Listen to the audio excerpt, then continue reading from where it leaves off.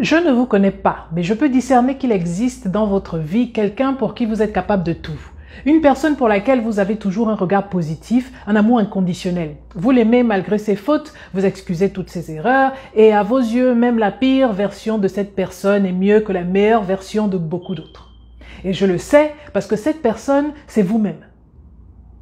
Parlons un peu psychologie. Cette semaine, on va parler du biais d'autocomplaisance. C'est l'un des aspects les moins connus de notre perception de nous-mêmes qui parfois rend difficile le « connais-toi toi-même ». De manière générale, on porte tous un regard sur nous-mêmes et on s'évalue pour se faire une idée de notre valeur, de nos compétences, de notre importance. C'est ce qu'on appelle l'estime de soi. Et notre estime de nous-mêmes va déterminer le degré auquel on s'aime, on s'apprécie et le degré auquel on croit en notre potentiel.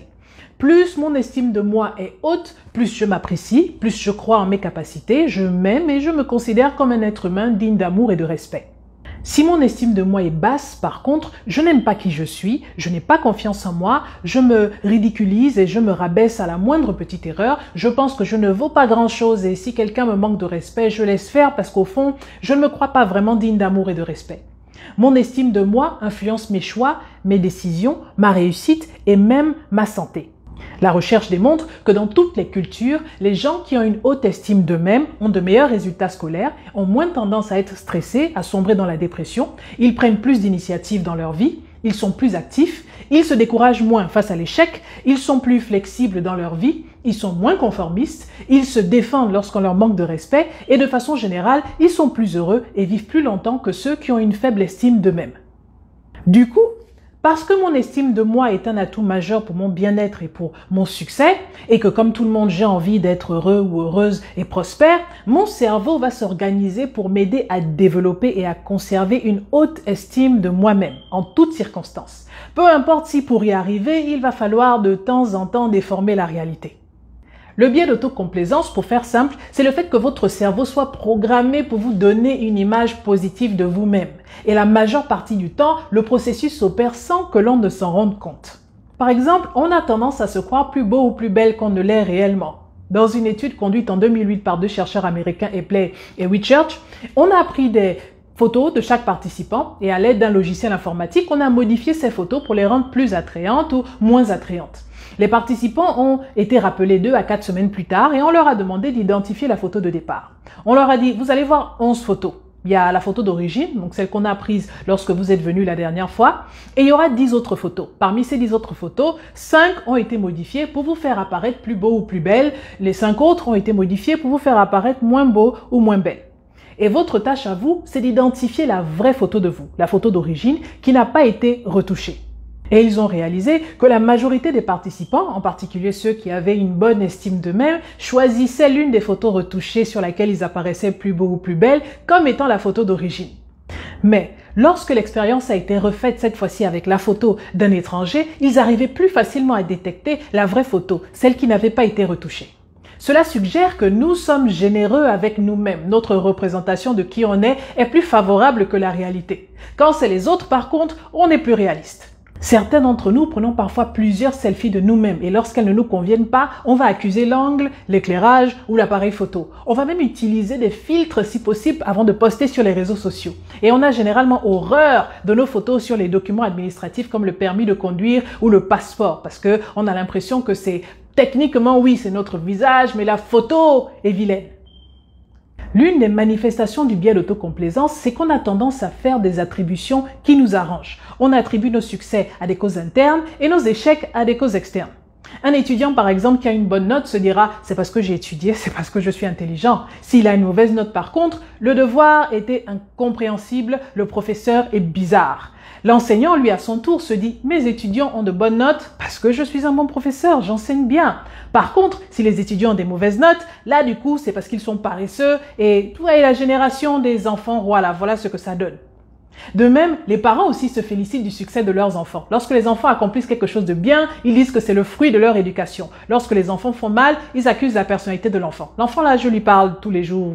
Je suis dépassé, je ne sais pas quoi faire. Si je passe un entretien professionnel et que je suis embauché, c'est grâce à mes qualifications, grâce à mes compétences, bien sûr. Si par contre un jour je suis viré de mon travail, c'est le patron qui est le problème, c'est la compagnie qui est injuste. Parfois, on est même prêt à être complètement irrationnel. Si vous avez déjà joué aux jeux de stratégie comme le Ludo ou le Monopoly, vous savez que lorsqu'on perd, c'est difficile. On va généralement dire que c'est la faute du dé. Oui, mais le dé là aussi est bizarre. Ou alors on va dire que c'est le pion qui est maudit. Il faut que je change de pion. Le pion là vraiment. Et ce sont les autres qui trichent. Par contre, lorsqu'on gagne, là, c'est parce qu'on est des cerveaux. C'est parce qu'on est stratège. Donc, je prends responsabilité pour ce qui m'arrive de positif et je blâme mon environnement et les circonstances pour tout ce qui m'arrive de négatif afin de maintenir une bonne opinion de moi-même. L'autre manifestation du biais d'autocomplaisance, c'est la supériorité illusoire, le fait qu'on surestime nos capacités et nos qualités par rapport à celles des autres et on se croit supérieur à la moyenne. La majorité des gens pensent qu'ils valent mieux que la majorité des gens. On surestime nos qualités par rapport à celles des autres et on minimise nos défauts par rapport à ceux des autres. Plusieurs études ont démontré que lorsqu'il s'agit des qualités comme l'intelligence, la compétence, l'humour, l'honnêteté, la gentillesse, la responsabilité, la créativité, l'amabilité et la compassion, pour ne citer que celles-là, on pense qu'on s'en sort mieux que la moyenne. Lorsqu'on travaille en groupe, on surestime notre contribution. On se dit, si le groupe réussit, c'est en grande partie grâce à moi. C'est parce que j'étais dedans et le travail et l'effort que j'ai fait. Si le groupe échoue, par contre, c'est la faute des autres. Et même lorsqu'on se croit modeste, on se dit, oui, non, enfin, ok, j'ai pas dit que j'étais parfait ou parfaite. Je suis quand même assez intelligent par rapport à l'individu moyen. Ce n'est pas tout le monde qui peut faire ce que je fais ou qui sait ce que moi, je sais. Et on a surtout tendance à faire preuve de supériorité illusoire lorsqu'il s'agit d'une qualité importante pour nous. Lorsqu'on s'en fiche, ça ne nous dérange pas d'admettre qu'on est nul, on s'en fout. Maintenant, quels sont les avantages et les inconvénients du biais d'autocomplaisance ? Très souvent, le biais d'autocomplaisance passe inaperçu parce que les conséquences sont inoffensives. Ça sert à rehausser notre estime de nous-mêmes et à rester optimiste dans un monde qui est très souvent hostile et difficile. Les psychologues expliquent que ce n'est que l'une des nombreuses stratégies développées par notre cerveau pour nous aider à naviguer notre réalité et à survivre. On a souvent la fausse perception qu'il faut être réaliste, avoir un regard vrai et sincère sur soi-même. Et c'est pas vrai.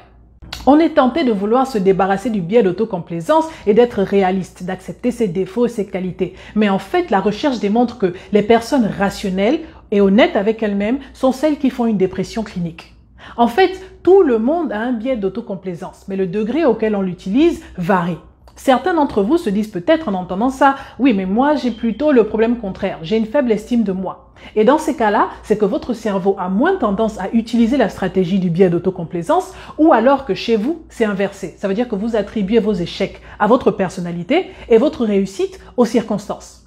On parlera d'estime de soi dans plus de détails dans d'autres vidéos. Mais entre-temps, si ça vous intéresse, parmi les outils qui peuvent vous aider, il y a la méditation de l'attention consciente et il y a la thérapie cognitivo-comportementale pour vous aider à identifier et changer les déformations de la pensée que vous pouvez avoir. Donc, le biais d'autocomplaisance nous protège contre la dépression, le stress et ça nous donne de l'espoir. Par contre, il faut que ce soit modéré. Un biais d'autocomplaisance démesuré nous sépare complètement de la réalité. Et on tombe, entre autres, dans l'orgueil, l'excès de confiance et le narcissisme. On développe un ego surdimensionné, on recherche constamment les éloges et l'approbation des autres, on ne tolère pas la critique et on refuse même de reconnaître ses échecs. Au final, ça nous empêche de travailler sur nous-mêmes, de mûrir et de nous améliorer. On devient cette personne qui, par exemple, dans une relation amoureuse, ne reconnaît jamais ses torts et blâme sans arrêt son ou sa partenaire. Oui, je bois, mais c'est de ta faute. Oui, je te trompe, mais c'est de ta faute. Je suis malheureuse, c'est à cause de toi. Et quand je m'énerve, c'est de ta faute. On devient aussi aveugle à sa propre incompétence. Non seulement on surestime nos capacités, vu qu'on n'est pas aussi compétent qu'on le pense, mais on est incapable de s'examiner objectivement et de réaliser qu'on est incompétent. Donc, c'est quoi la leçon ? Il est vraiment difficile de se connaître soi-même. Notre perception de qui nous sommes est faussée par rapport à la réalité. On est biaisé de manière à avoir une opinion favorable de nous-mêmes. Et il n'y a rien de mal à avoir un regard positif sur soi. Bien au contraire, votre cerveau vous ment, laissez-le faire. C'est pour votre propre bien. Pas besoin de faire non plus fausse modestie. C'est sain de célébrer ses qualités et ses accomplissements. Par contre, si on utilise trop souvent le biais d'autocomplaisance, ça devient nuisible et toxique aussi bien pour nous que pour notre entourage. Il faut donc parfois prendre le temps d'analyser nos actions et leurs conséquences. Je ne peux pas faire sans arrêt la même erreur et c'est toujours la faute des autres. Peut-être qu'à un moment donné, il faut que je revoie ma façon de faire. Il nous faut aussi faire preuve de compassion envers nous-mêmes, réaliser qu'on est humain, on va faire des erreurs, c'est ok. Et accepter cette réalité-là va nous permettre d'être moins défensifs. Ensuite, il faut garder un esprit ouvert à l'apprentissage. Toutes les critiques ne sont pas bonnes. Toutes les critiques ne sont pas utiles. Mais si on garde un esprit d'élève, on approche les choses avec humilité, on sait qu'on n'est pas parfait et on sait qu'on n'a pas à le prouver. Donc on prend le temps d'évaluer ce qui est dit pour voir s'il y a quoi que ce soit de constructif. Et ensuite, on s'en sert pour se développer. C'est d'autant plus important que le biais d'autocomplaisance existe à l'échelle de la société. On se retrouve avec des leaders, des gouvernements tout entiers qui sont incompétents, incapables de se remettre en question et qui se félicitent du haut de leur médiocrité. Mais par-dessus tout, il ne faut pas croire que notre réussite n'est que le résultat de notre travail. Certains d'entre nous avons des avantages de par notre nationalité, notre couleur de peau, notre sexe, notre beauté ou notre milieu familial par exemple, que d'autres n'ont pas. Et ça nous a facilité la tâche. Mais même sans ça, parfois c'est tout simplement le hasard, c'est la gentillesse d'autres personnes. Certains diront c'est la chance ou les plus religieux diront c'est la grâce de Dieu qui joue en notre faveur. C'est fallacieux de se dire qu'on a réussi telle ou telle chose grâce à nous-mêmes et qu'on mérite nos succès. Et la suite logique, généralement, c'est qu'on juge aussi les autres en se disant si tu travaillais, toi aussi, tu aurais réussi. On se met à croire que le monde est juste et que les gens n'ont que ce qu'ils méritent. Mais c'est faux et c'est dangereux. Et ça, on en parle la semaine prochaine. Alors voilà, c'était tout pour la Minute Afropsychologie aujourd'hui. Si cette vidéo vous a plu, merci de vous abonner, de like et de partager. Vous pouvez retrouver la Minute Afropsychologie sur Facebook, YouTube et Instagram. Entre-temps, je vous retrouve la semaine prochaine pour parler psychologie.